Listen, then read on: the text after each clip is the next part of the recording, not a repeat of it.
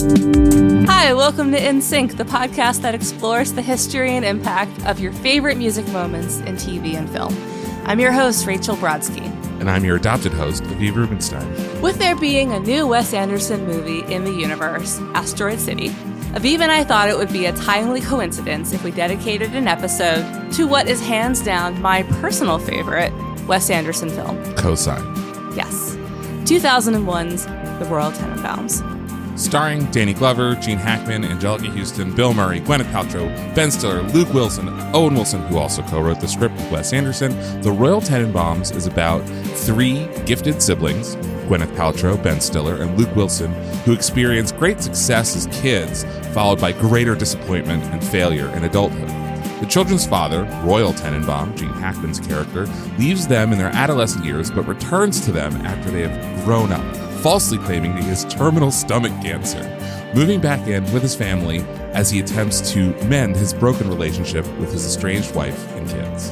The Royal Tenenbaums also has a famously great soundtrack featuring the Ramones' Judy Is a Punk, Paul Simon's Me and Julio Down by the Schoolyard, Nico's These Days, which is, I think, my second favorite, Needle Drop. Oh yeah, there's going to be some Nico talk in this episode. Amazing. Van Morrison's Everyone, John Lennon's Look at Me, and the pivotal needle drop that we are here to talk about, Elliott Smith's Needle in the Hay, which memorably soundtracks Richie, played by Luke Wilson's suicide attempt. The movie also features a score by Devo's own Mark Mothersbaugh. Why was this such an effective musical moment in the Royal Tenenbaums? And what does it say about the overall way that Wes Anderson likes to use music in his films? And what did Elliott Smith think about the song being used in this way? Spoiler, he was not a fan. All this and more on the latest episode of In Sync. Let's shag ass. Hell yeah.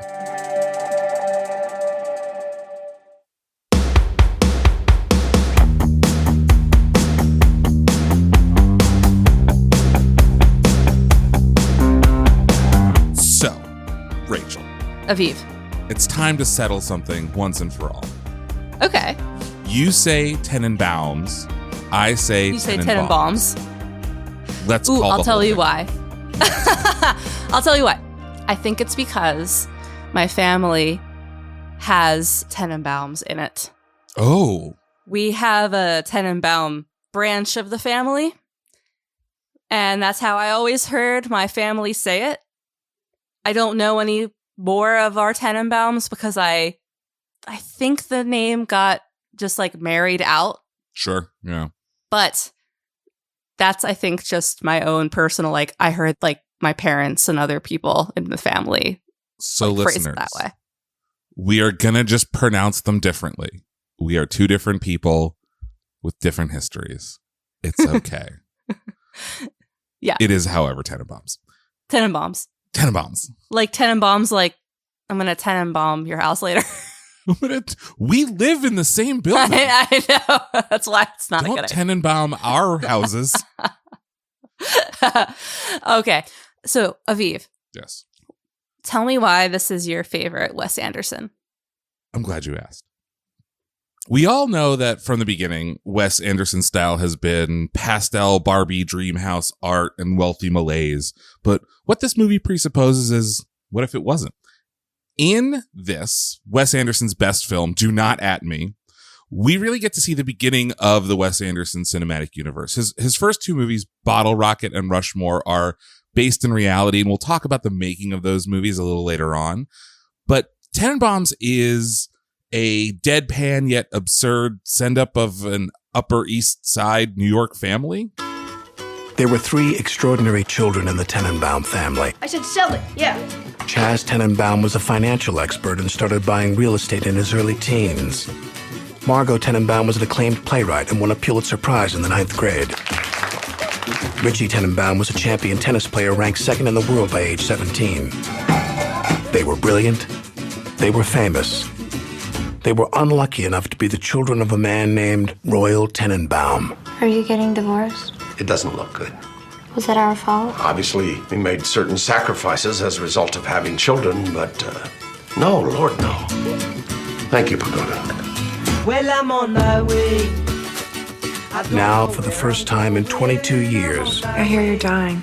How long are you gonna last? A month? A year? I've got 6 weeks to set things right. They are all living together under the same roof, in harmony. I love you more than anything.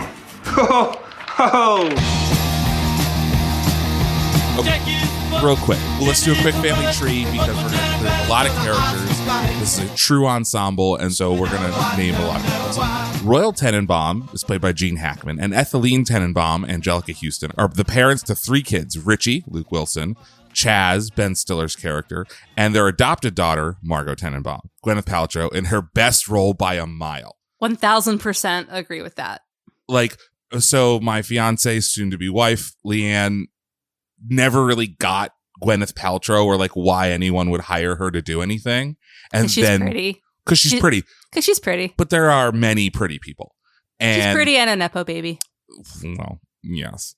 A Nepo baby for Ben Stiller's mother-in-law in Meet the Parents. Big Meet the Parents connection.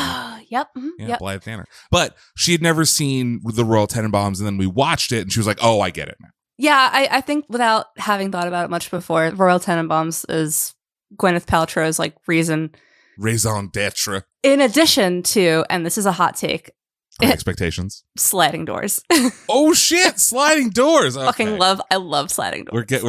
We're getting off on a tangent already. So Royal insists on introducing Margot as his adopted daughter basically everywhere they go. Each of the Tenenbaum children is a genius in their own way. Margot is a writer, effete, bored, married to a famed psychologist who is her father's age, and she's missing a finger. Richie is a tennis pro who has absconded to a boat because he's secretly in love with Margot. And Chaz is and always was a business whiz, which earned his father's jealousy. And father of 2 children of his own, Chaz is obsessed with his kids' safety after the tragic death of their mother, which happens off screen. Ethelene and Royal have been separated for years because, and I can't stress this enough, Royal is a fuck. He has been living in a hotel for the last decade or so, and Ethelene has moved on to Henry Sherman, played by Danny Glover, who sets the story in motion by asking Ethelene to marry him. This, by the way, is what we would call a MacGuffin. Quick thing that I realized when we were researching The Bear, our last episode, apparently Eben Moss Backrack was in the Royal Tenenbaums. See, now I'm pronouncing it your way.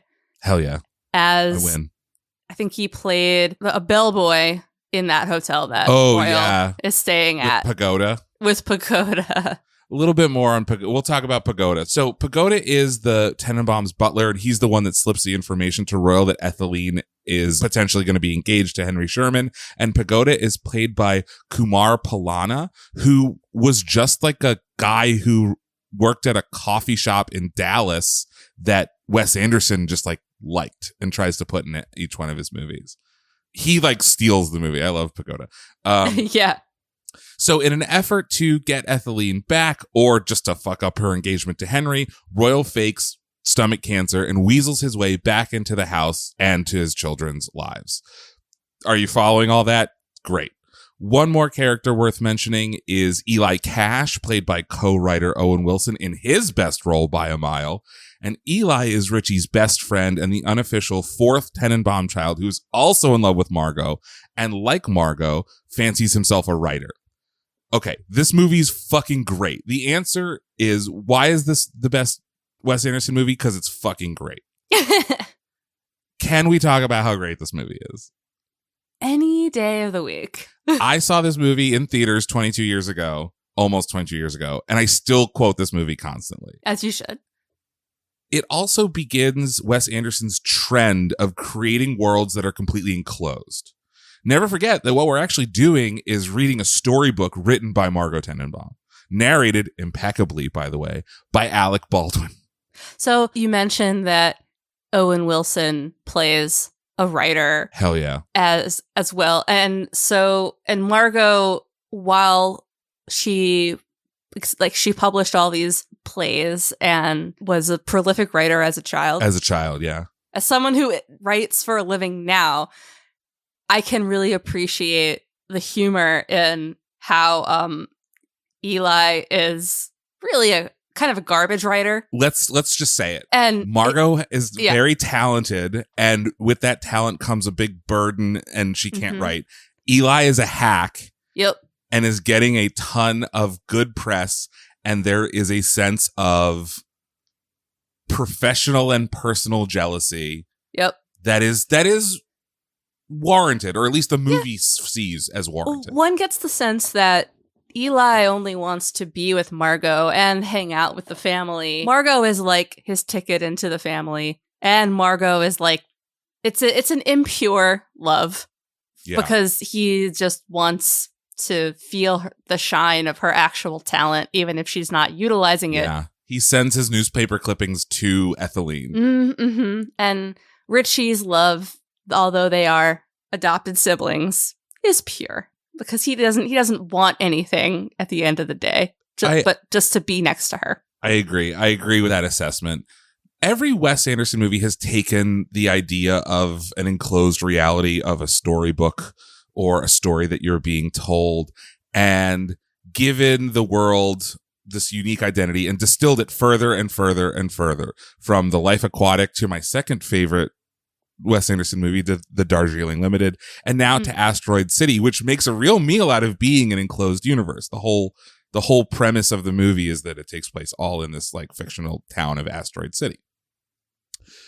Much like Rushmore before it, the initial inspiration for this film came from Anderson's own life, specifically the divorce of his own parents, just replaced New York City for Houston.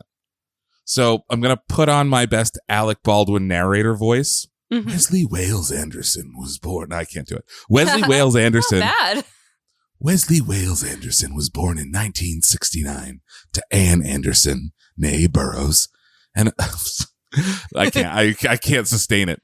So Wes Anderson was born in 1969 to Ann Anderson, who was a realtor and archaeologist. And Melver, I checked this. Melver Leonard Anderson, who worked in advertising and PR. I just want to take a second to focus on Anderson's mother, who was a realtor and archaeologist, which sounds like a character from a Wes Anderson movie. And so it does. I think that his relationship with his parents, as well as like, you know, he comes from a little bit of money, and we can talk a little bit about the privilege that he has in creating his own unique worlds. But I think that he comes by this point of view of the world kind of honestly, like this is the way he sees it. It's just normal for your mother to be a realtor and archaeologist. And Anderson based the Angelica Houston character off of his own mother, and even loaned Angelica Houston a pair of his mother's old glasses during filming to put her more in character. I have a question as a filmmaker. Does every filmmaker ultimately just want to make a movie about their life?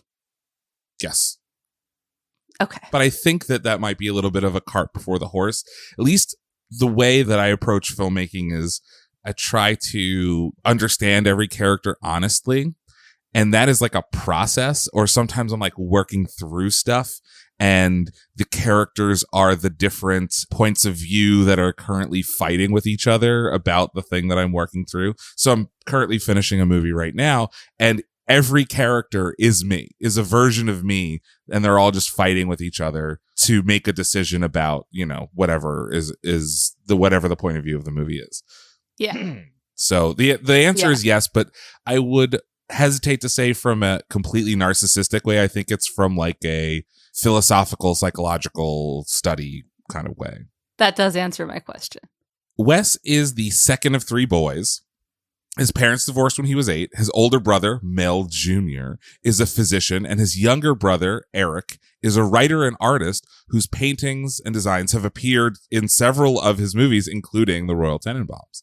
So he's the Margot, he's the Richie, I guess, in this family. He's the middle one. I mean, like you were just saying, multiple characters, multiple points of view within one creator. Yeah, and a lot of his movies deal with absent parents, either emotionally or physically, like a lot of his movies. Rushmore, Royal Tenenbaums, Life Aquatic, Darjeeling, basically all of them. Darjeeling Limited, by the way, feels like an unofficial sequel to the Royal Tenenbaums, where Anjelica Huston reprises her role as the mother of 3 blasé Gen Xers looking for answers. Anderson graduated from St. John's School in Houston in 1987, and that served as the inspiration for his second film and Jason Schwartzman's star-making turn in Rushmore. But his first film owes a lot to unsung Hollywood matron and super producer Polly Platt, who read a script written by Anderson and Owen Wilson for a film called Bottle Rocket. The incredible You Must Remember This podcast does a whole season on Polly Platt and her Midas touch. Basically, every great filmmaker for a period of 20 years had a run-in with Polly Platt where she completely changed their lives and fixed their filmmaking. In this case, Polly Platt took a look at the script, which was a total mess by her account, and also the 10-minute short film that Anderson and Owen and Luke Wilson self-produced, and convinced James L. Brooks, like producer of The Simpsons, to finance the trio's move to Los Angeles, put them up in the Burbank apartments for months so they could rewrite the script and finally make Bottle Rocket. But when the movie came out, no one got it. No one liked it. Have you seen Bottle Rocket? I have. I saw it, I think, in high school or college. I want to probably college. And I didn't not like it. Sure. It's not one that I would rush to put on again. I would agree with that. It is very much someone, as an old writing professor of mine used to say, letting the water run a little bit before it turns clear. It's definitely like a little bit of a mess. And he didn't have the cachet to do something that was like completely his style. Yeah. So it feels like this kind of middle ground. If the listeners haven't seen it, it's basically like Pulp Fiction for dweebs, which is weird and great. And I do really like it. It's definitely a movie where you're like, yes, I can see the potential. Right. Exactly. Yeah. But that's it. In my opinion, it's just potential. If you just want to see like flashes of Wes Anderson before Wes Anderson became Wes Anderson, then go watch Bottle Rocket. But I kind of feel the same way about Pulp Fiction. That's funny. I was going to say it, but then I tried to hold it back. No. I think Pulp Fiction is a masterpiece, but it's like a messy masterpiece. You know how you were talking about in our Dirty Dancing episode about how like you spent so long not seeing Dirty Dancing that you just had this whole like in your mind imaginative story about what it was about. Yeah, right. That is kind of my story with Pulp Fiction, but that's for another podcast. For sure. And we will get to a Quentin Tarantino episode at some point. It's just it's a white whale, you know. It's because I didn't see it in high school, and then you get to college, and then literally everybody has shut the fuck up about it. Yeah, or everybody has the poster of Pulp Fiction in their dorm rooms, or like dresses up like John Travolta and Uma Thurman for Halloween, and it's just like, I don't need to see this because too many people have already seen it. What difference is my seeing it possibly? I don't know. Like, I just check. I have old Halloween pictures of me dressed up like John Travolta, and I had a Pulp Fiction poster in my bedroom in high school. Bet you did. I Bet you did, Aviv. This is from Slash. Lean into the cliche. I know, man. And a Fight Club poster. I was a mess. Okay, go ahead. This is from Slash Film. After the poor response that Bottle Rocket got, Anderson did not have high hopes for his future as a director. He told this to Film 4. Looking back, I don't even know how he managed to get Rushmore made or why. We'd spent so many years making Bottle Rocket. Well, virtually no one saw it. However, Bottle Rocket did impress a few people, though most notably a producer at Touchstone Pictures, which is Disney's live action arm. Quote, it sort of built up this little cult following eventually, but it had a few fans that were in the movie business, like Ross, who sort of set us up at Disney. And Wes Anderson explained this to Charlie Rose, who will make an appearance a little later in the episode somehow. The director's sophomore film was an even riskier endeavor. Rushmore was more expensive by about double and maybe even a bit stranger. And yet it seemed to just happen. So I think it was just lucky. That was his quote to Film 4. And this is /film. It wasn't luck at all. His first film taught him a lesson. Quote, once we showed Bottle Rocket publicly and I saw that people could reject this movie completely, that changed my perspective permanently about what it's like to bring a movie to an audience and what you can expect. Even still, Wes Anderson wouldn't allow the hostile reception of Bottle Rocket to cloud his creative judgment. Quote, it didn't make me change how I went about doing Rushmore. But once Bottle Rocket was finished and suddenly someone said, we'll do another one, then that was what I was really focused on.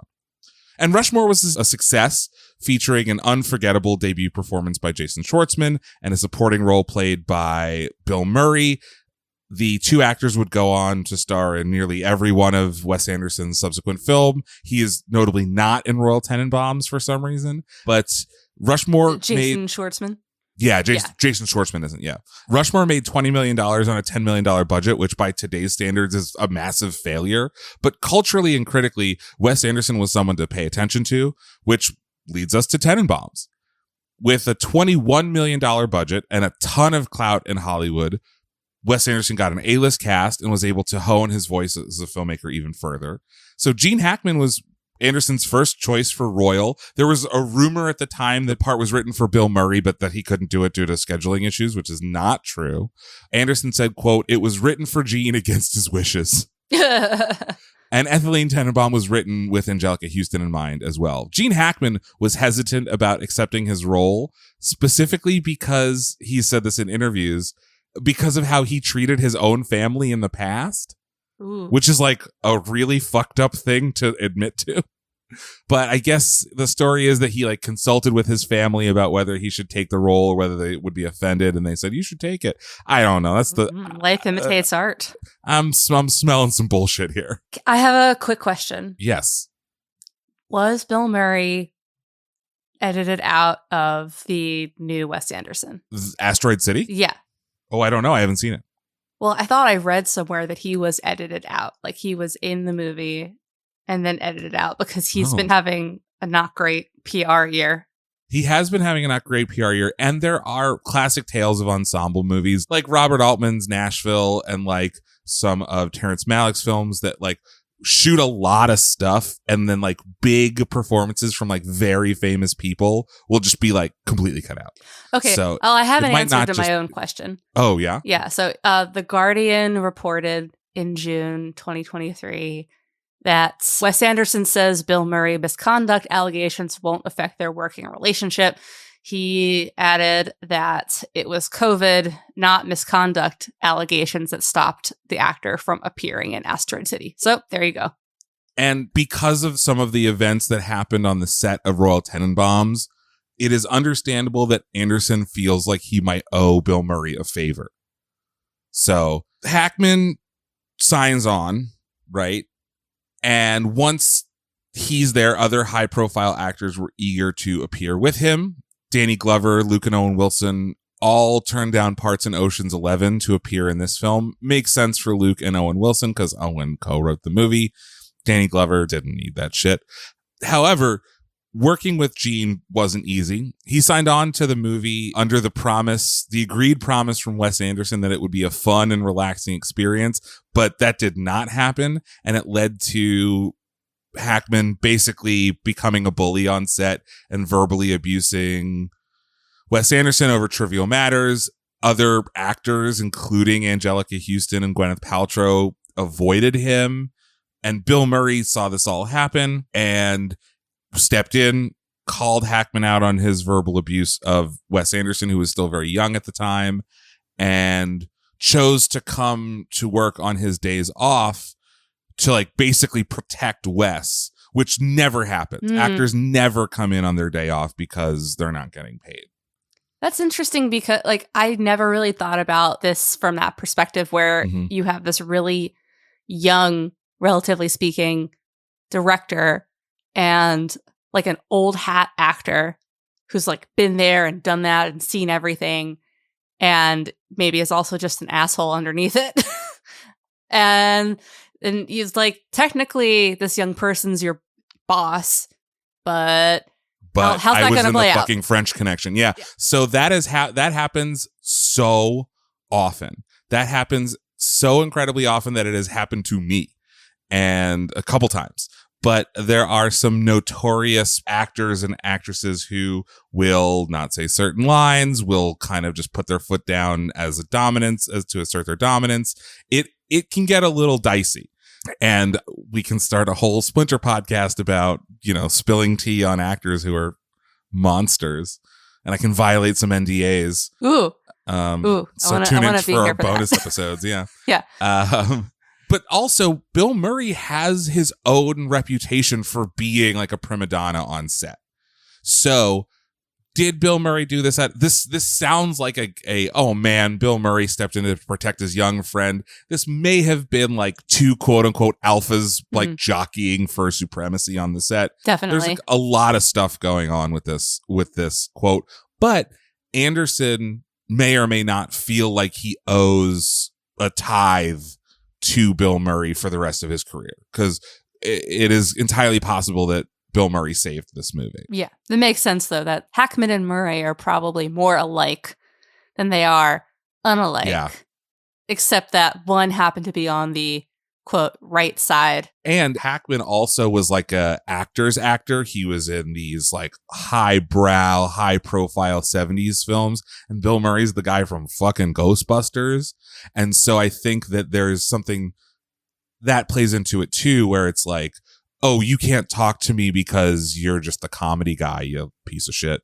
If you can imagine, actors sometimes have huge egos, and the bigger the ego, the easier it is to step on someone's toes and offend them in this like really horrible narcissistic way. The film, however, is an insane amalgamation of inspirations and references, from J.D. Salinger's Franny and Zooey, which gives the movie its family of geniuses, to Orson Welles' The Magnificent Ambersons, which, among other things, gives the movie its name, and characters based on Oliver Sacks, Cormac McCarthy, former UN Secretary General Kofi Annan, and in a throwaway moment, Charlie Rose, whose avatar is engaging in behavior in this film that he would be accused of more than 15 years later. Dang. So it's bizarre that Anderson told that story on the Charlie Rose show. The snake eats its tail. Right?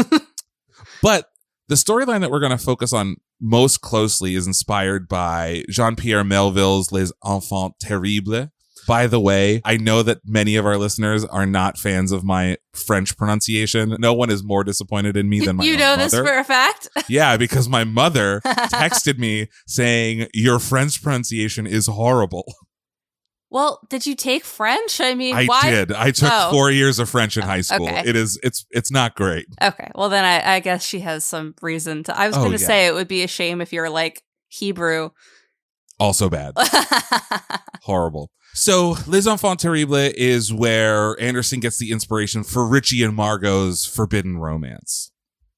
After partnering with Margot's husband, Raleigh St. Clair, Bill Murray's character, Raleigh and Richie hire a private detective to look into Margot's whereabouts because Raleigh thinks she's cheating on him. And Richie and Raleigh find out that Margot is sleeping with that hack writer, Eli Cash.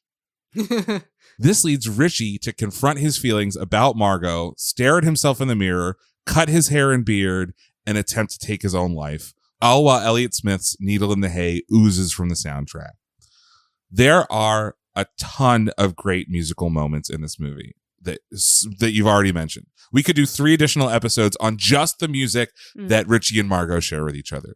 Nico's cover of Jackson Browne's These Days is as indelible of an image as any movie of the 21st century. That was the song and the scene that got me into Nico. Yeah. As I think many music fans could also attest. There's one image that sums up this era of filmmaking. I think it's that. But there's also the Rolling Stones' Ruby Tuesday when they're camping in the attic. Hey Jude when they set Richie's hawk Mordecai free. Or what about me and Julio down by the schoolyard in the incredible montage where Royal gets to be a grandfather to Chaz's sons, Ari and Uzi? Why, Rachel, are we talking about Elliott Smith and Needle in the Hay? Well, it's a really interesting story. I mean, the combinations of song to scene that we find, I think, generally tend to be like they elicit positive feelings from both the filmmaker and the artist. That's not the case here. No. Well, first, before I go into it, let's stop here and listen to a little bit of Needle in the Hay before we get to it. Your hand on his arm, haystack charm around your neck, strung out and thin, calling some friend, trying to cash some check. He's acting dumb, that's what you've come to expect. Needle in the hay, needle in the hay, needle in the hay, needle in the hay. Now, content warning. Part 2. Part 2. This is not for anyone currently dealing with issues around substance abuse, addiction, depression, or suicidal ideation to listen to. If this is something that anybody is dealing with, we strongly suggest skipping the next part. That being said, Needle in the Hay on its face, it is incredibly raw. It's incredibly poignant. And all you hear mostly is just spare acoustic guitar and Elliott Smith's voice, which was at some points multi-tracked, which he was a fan of doing, does that a lot with a lot of his songs. And for those who aren't familiar with Elliott Smith and his work, Elliott Smith died in 2003, so this is the 20th year of his death, since his death, and he was a very complicated figure. Although on the face, a lot of his songs, most of his songs, you could superficially argue deal with substance abuse issues, addiction, depression, and suicidal ideation. These are all things that the artist himself dealt with. Elliott was not a fan of just like being slotted in to like just being labeled in that way.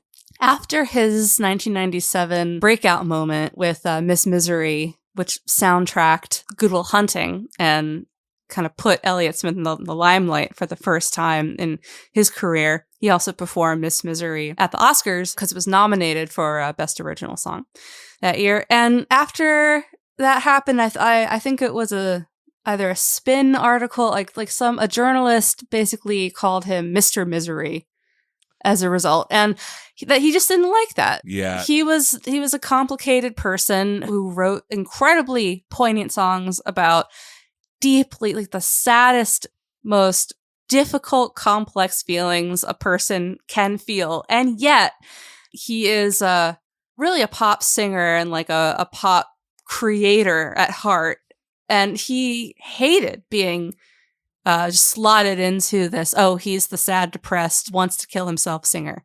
It's interesting because he comes at like a perfect moment between grunge and emo, right? Where he's doing this interesting Butch Vig Nirvana-esque doubling his vocals. He's kind of seething. It's almost as though a Nirvana song never got to kick in, right? For Needle in the Hay.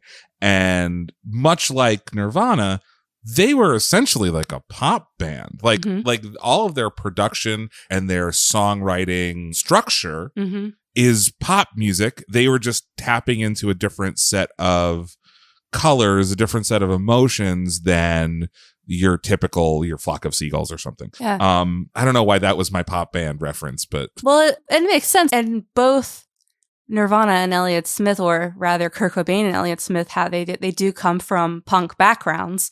Yeah. With the former being based out of Seattle and kind of kickstarting in mainstream culture the whole grunge movement, which is like a trickle down from punk.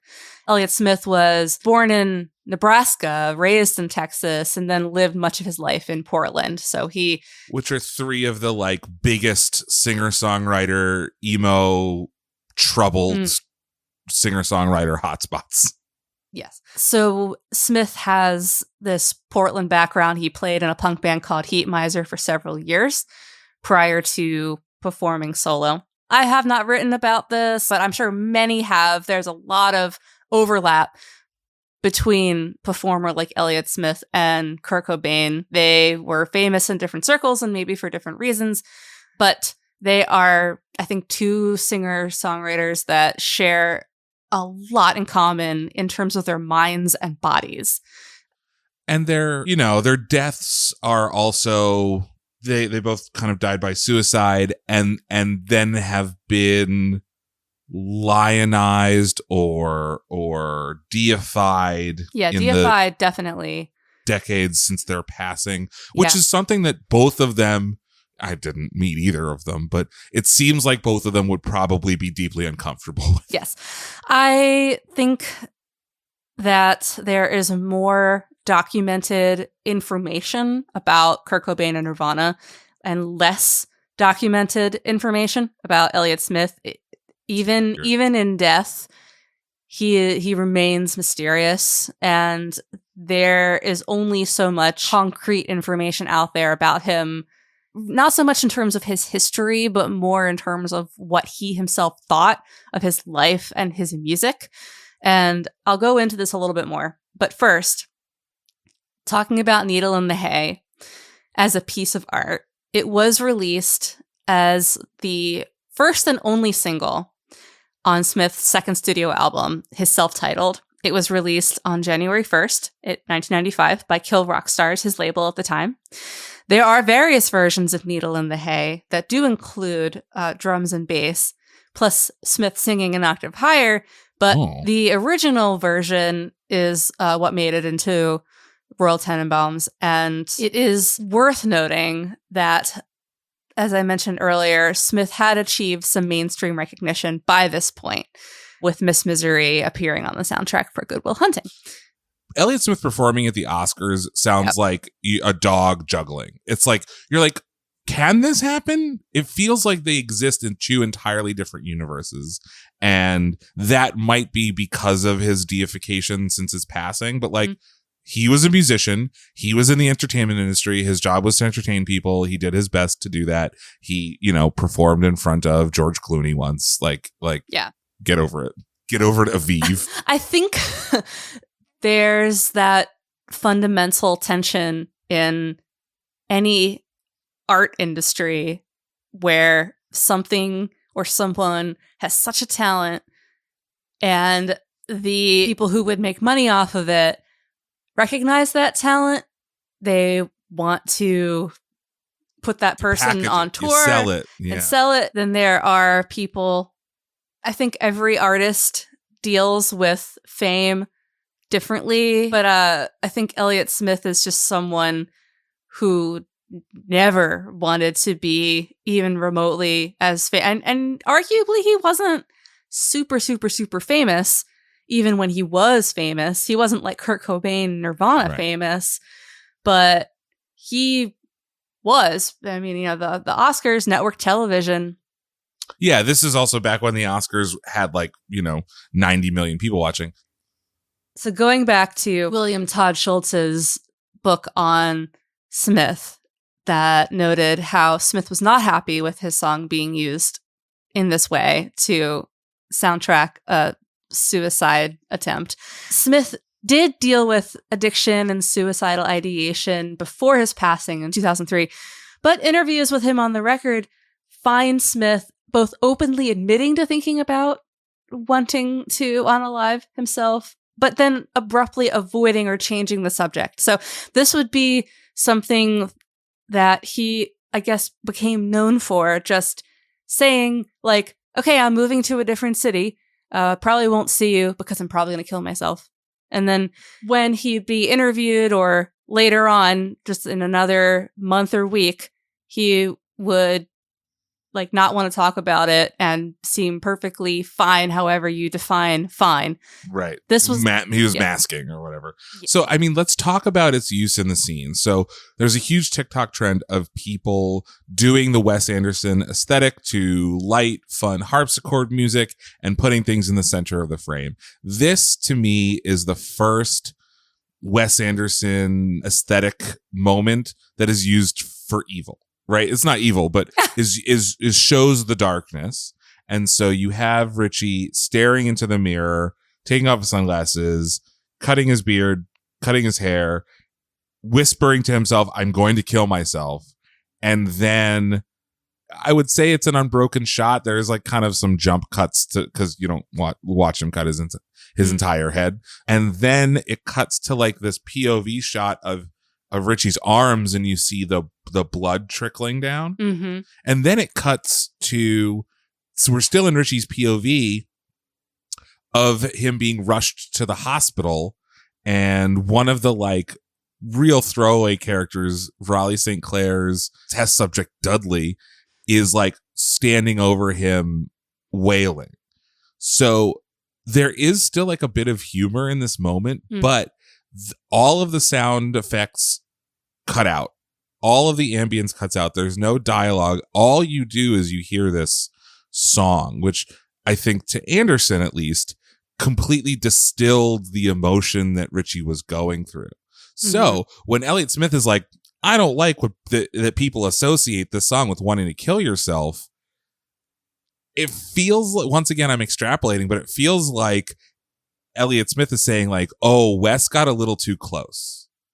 True. Yes. Again, I think Smith was the type of artist who he'd like to be a contrarian at times, even if you were to say something as obvious as the sky is blue.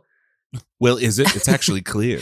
It's, from what I've read, it sounds like Smith liked to be the sort of, well, is it kind of person? And that definitely taps into his own work. And I should say, like, around this time, 2000, 2001, Smith was in a very bad way. Right. Lore has it, like, or at least documented history has it, that he was doing better in terms of all of the issues that he was dealing with in his life around 2003, even like right before he died. And a lot of his friends were very optimistic about his getting over his addictions, recovery.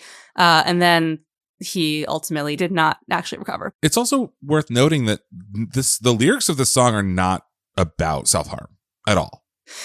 Well, let's pull them up. I have them. Oh, you have them? Okay.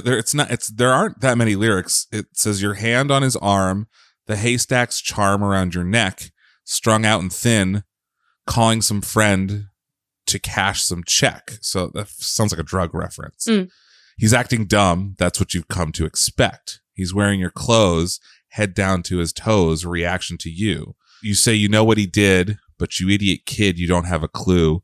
Sometimes they just get caught in the eye. You're pulling him through, needle in the hay. Yeah. So it's not really like a direct one-to-one Richie Tenenbaum saying, I'm going to kill myself today. And then the song being like, and then Richie killed himself. Yeah. It sounds more, it's more of a vibe. The vibe. Yes, exactly. It's less so about the lyrics. It's more just the emotional delivery and the incredibly spare song structure that might lend itself to a suicide attempt scene. And I think that you touched on the exact thing that makes the music in Wes Anderson films so particularly poignant and so unique to his style, which is he is incredible at just distilling the vibe of a moment. And, you know, this, I'm saying Wes Anderson as the Wes Anderson Industrial Complex, because he doesn't do this all on his own. He has music supervisors and everything like that. But they are incredible at distilling this vibe and finding the perfect kind of esoteric or non-traditional song to go with it. Yeah. Before we move on, I wanted to read a quote from producer Andrew Morgan, who had been recording with Elliott in his studio when he realized the song had been used for this scene. Morgan says, Elliott had actually done a recording of Hey Jude just a few years back for none other than the Royal Tenenbaums. His experience had been embittering.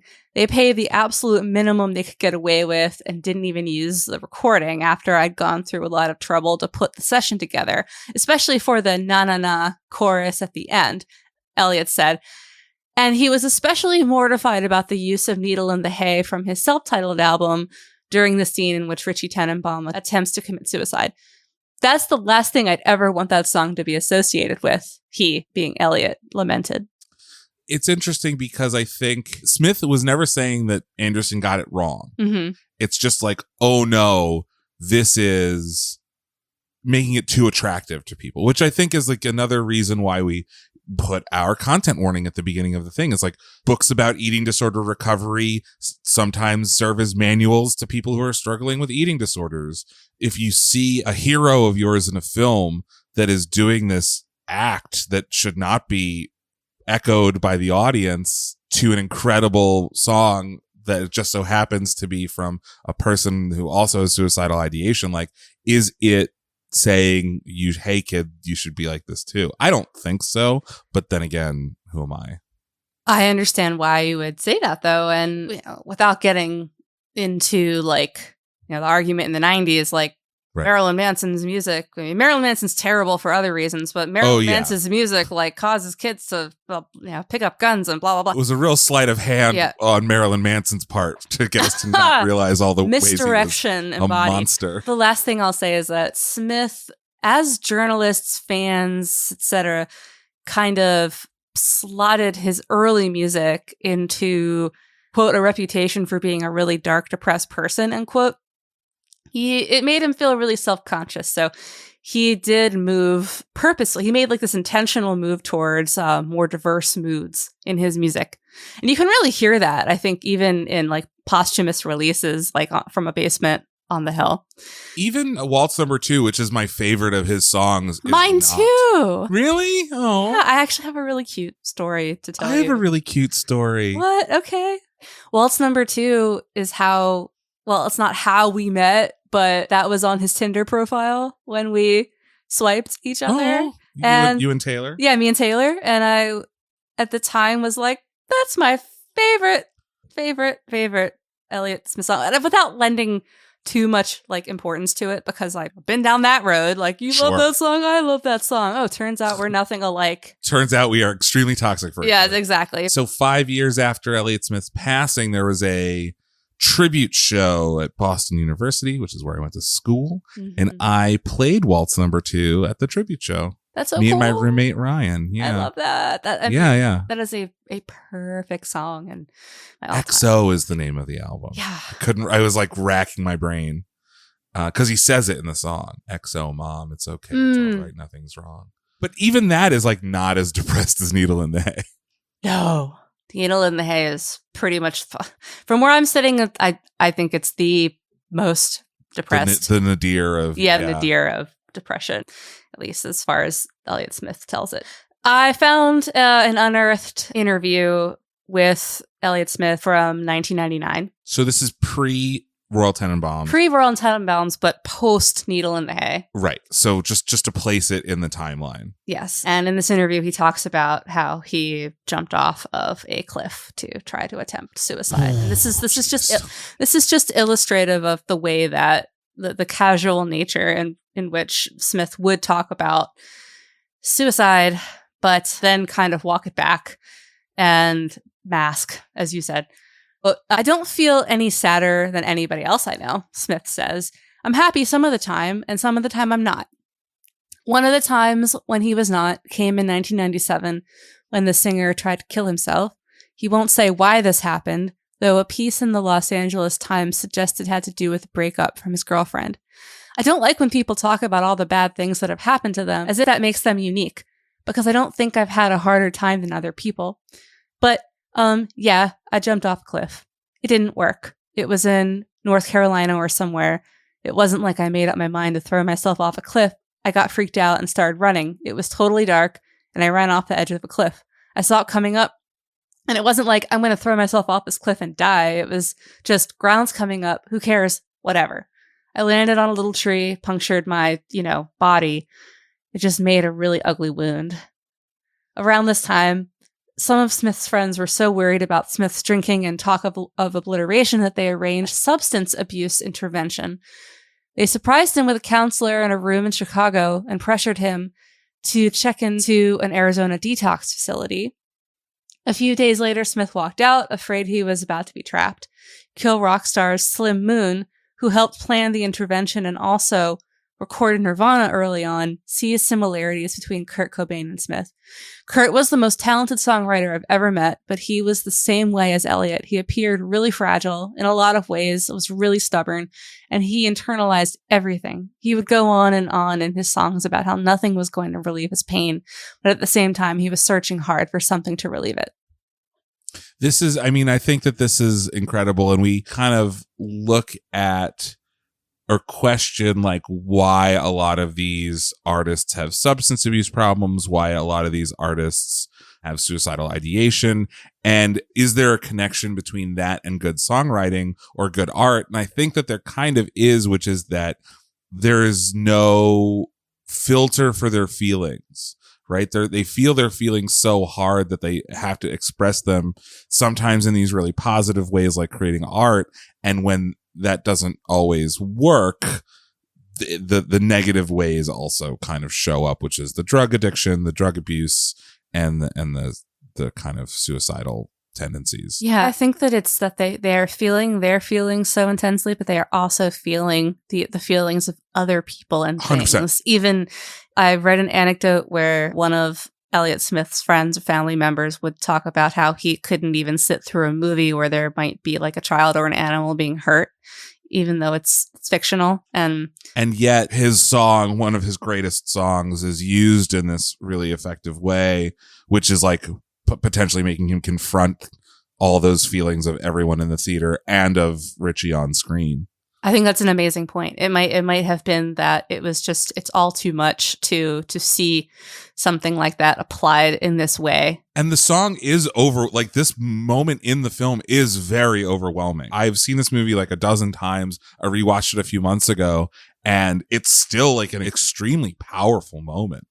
No, it's almost a little mind-boggling to think about, because if Needle in the Hay is a work of art that is trying to experience catharsis out of these overwhelming feelings, and then you apply it to a scene like this, which is so visceral and remains so more than 20 years later. Yeah. Like it's actually a really hard scene for me to watch, regardless of age. Like it's just one of those scenes that, despite like a speck of humor in there with Dudley, you just never get accustomed to it. It hits the same way every time. And to see it applied in this way, I could absolutely see that just being too much.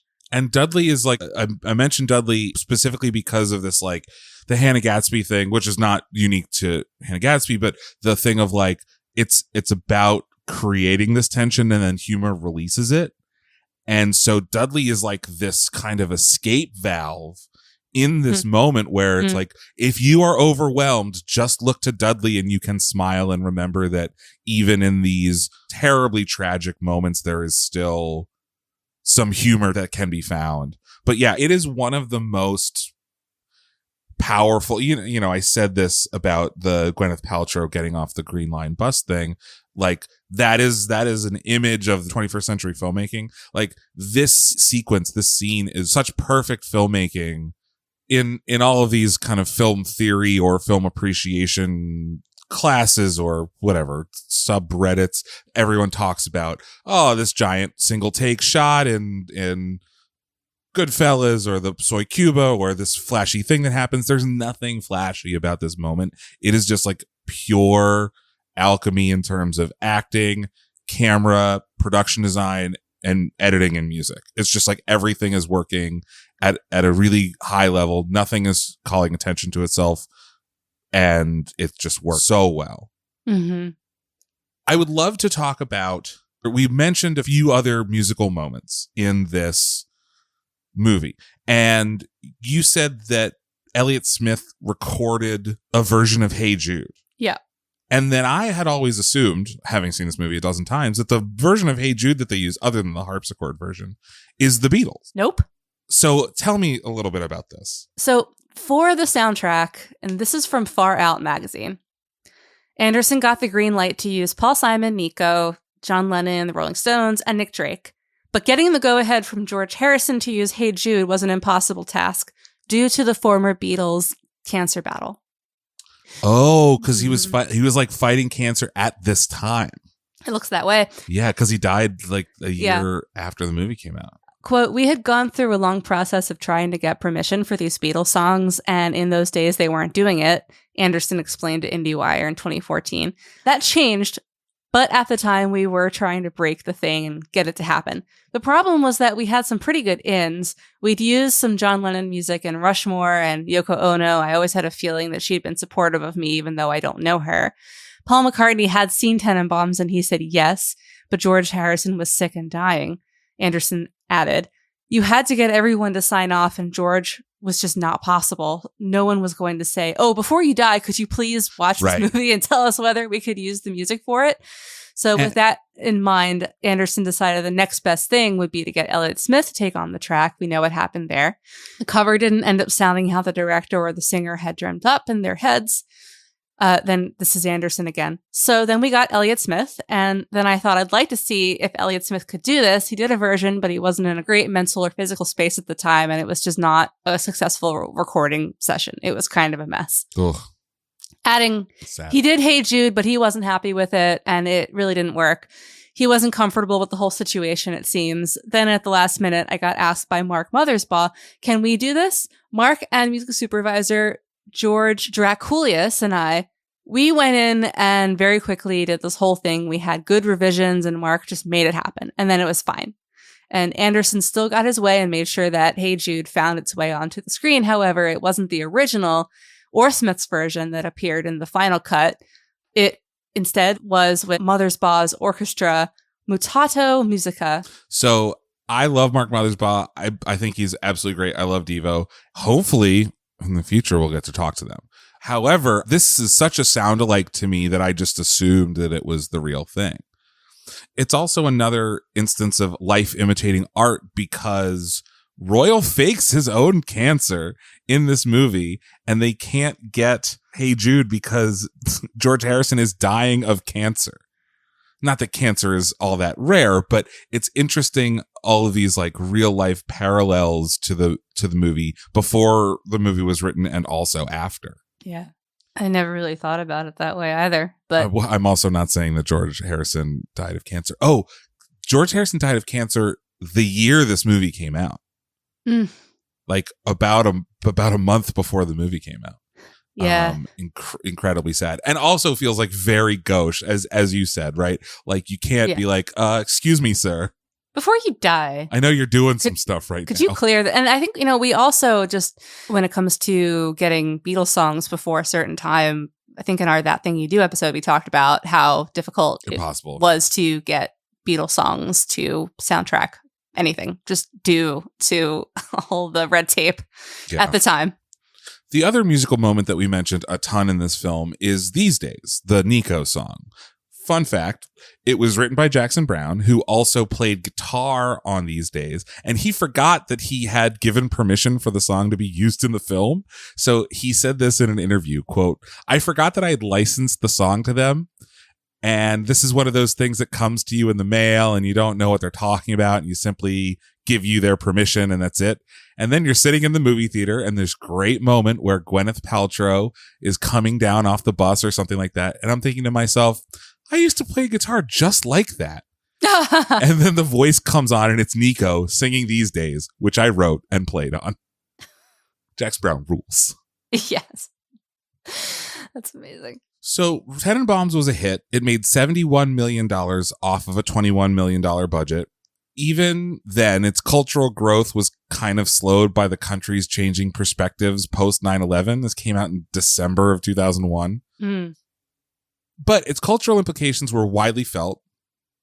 In addition to some of the most memorable single shots of the last 25 years, Alec Baldwin used Gene Hackman's speech and movements as the titular royal as a basis for his own character of Jack Donaghy in the show 30 Rock. I did not know that. Me neither. That makes so much sense. So much, especially because Hackman was like an asshole. Yeah. And this movie came out just as Mitch Hurwitz was working on the pilot for Arrested Development. And Hurwitz basically gave up writing Arrested Development after watching the Royal Tenenbaums because he thought the narration and the movie's habit of following the different characters individually was too similar to his vision for the show. And he didn't give up. He persevered. But when they were pitching and when they were going out and doing press for Arrested Development, Jason Bateman kept describing it as the Royal Tenenbaums, but shot like cops. That is exactly what it is. Right? Huge cultural ripples. Tenenbaums garnered just one Oscar nomination for Best Original Screenplay, and Anderson and Wilson lost that to screenwriter Julian Fellows for Gosford Park. Julian Fellows of Downton Abbey fame? I think so, because Gosford Park is like a Downton Abbey kind of deal. I have not seen Gosford Park, but I remember really wanting to see it because I had a huge crush on Ryan Phillippe at the time. Hell yeah. And I remember he was in that. I also, Academy Awards I have a lot of feelings about, but they're extremely good at getting it wrong about what movies will be culturally relevant 5, 10, they really 15 can't years. see into the future at all. Cannot at all. And as we mentioned, Wes Anderson has gone on to create other incredible universes complete with their own musical moments. I'm thinking of Sue George's David Bowie covers in The Life Aquatic, all the way up to 16 Tons and Streets of Laredo and Asteroid City. Like other filmmaker auteurs like Martin Scorsese and Spike Lee and Quentin Tarantino and Christopher Nolan, Anderson gets a lot of flack for just kind of doing his Wes Anderson thing. He has become a TikTok meme. They have lampooned him on Saturday Night Live, getting Alec Baldwin to do the narration. And people say that he's becoming more and more of a caricature of himself with every passing film. I don't know whether I necessarily agree with that. And I have a lot of thoughts on the idea of an auteur and who gets the privilege of being one. I mean, I'm very curious to know your thoughts, so just to pick your brain about it. I know for sure. I feel that I empathize with that sense only because Wes Anderson movies are so aesthetic. Correct. Right. And I'm going to use maybe a bad comparison, but you remember like the early 2000s when all these like little indies that could made it big, like Napoleon Dynamite. Hated it. But that was such an aesthetic movie. Yeah, often imitated, never duplicated. Yes, but it's like basically like wearing fake vintage tees, like graphic tees at American Eagle and Abercrombie and Fitch, and like in the early 2000s, like there was such this like pervasive irony in this time, and this is also the time when the Royal Tenenbaums came out and Rushmore, and so I think that like we live in a much more sincere, less ironic time for now. At least as far as pop culture goes, and so like TikTok is where you go to lampoon. It's where you go to be ironic about irony. Yeah, and so. Maybe in our current moment, it just feels silly to like watch new Wes Anderson movies when you could just watch The Royal Tenenbaums or Rushmore or The Life Aquatic, because we can feel nostalgic about irony and that ironic time in the early 2000s. But this is a question for the room. I don't really have an opinion, but I understand why people might not feel comfortable with this like kind of filmmaking replicated today. For sure. So there's like a lot at play, right? So the Wes Anderson aesthetic is definitely something that is getting more and more distilled with age, right? Everything is just getting more pastel. And I think that might have to do with like the idea of having to outdo yourself every time you make a new project. But also the idea that people keep calling you a genius, right? The more that someone calls you a genius, the less you have to like answer to whether your ideas are good. And so the like extremely famous example of this is like George Lucas and the Star Wars prequels, which has gotten a bit of a reappraisal in the last 5 years. But when they came out, everyone was like, yes, George. Yeah. Oh, absolutely, George. And then the movies came out and we're like, fuck you, George. And so I think that all artists deep down really, really, really hate themselves. And that's why they make art. And the moment that you stop hating yourself and start believing that you are a genius is the moment that you stop having anything interesting to say. And so I think to an extent, Anderson has thought he was a genius for a while. So there's that. But also, Like, who gives a shit about like the fact that he uses pastel colors in a certain aspect ratio? Like, who gives a shit?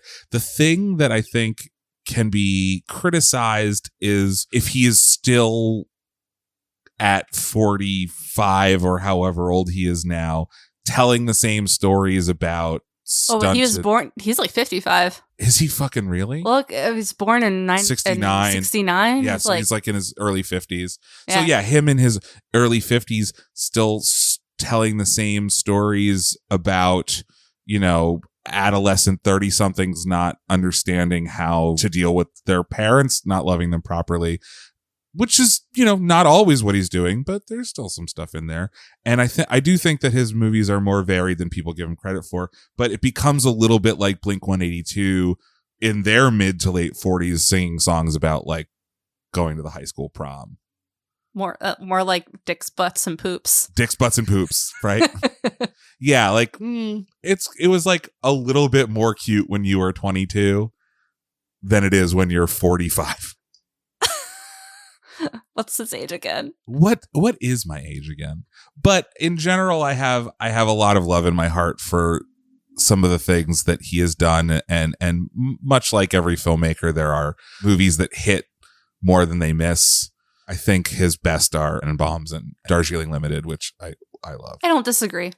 Also, the auteur theory. Now you really got me going. The auteur theory also presupposes that the director does everything on set, which is, if you watch like documentaries like Room 237, which is about Kubrick's The Shining, like all these crazy Shining conspiracy theorists assume that Stanley Kubrick did literally everything on set, including the costumes and hold the boom and did this and did that. And like, that's not what filmmaking is. I think all art is a collaborative process, but especially filmmaking takes hundreds of people all putting in their own points of view to the art, that it is impossible to distill it down to just one person. And when someone tries to do that, like Wes Anderson might be doing later in his career, that's also when things kind of go a little sour. Mm-hmm. Got lots of feelings. Yeah. I mean, when you brought up the George Lucas thing, I was fully on board with that. I mean, I think that's just the ideal comparison, because I too know the story of like, he was just allowed to do whatever, yes, George, whatever the fuck. On that note, fuck you, George Lucas. So whether or not you agree with the auteur theory, and whether or not you think that Wes Anderson has just become a parody of himself in the last 20 years, it seems pretty clear that his pastel storybook warped with parental issues and malaise started right here on 111 Archer Avenue in the home of Royal Tenenbaums. Good wrap up. Thank you. Love it. Thanks for listening. Check us out everywhere on the internet. We're at the InSync Pod. Thank you for spending this time with us. Let's check ass. This is where we like close the storybook.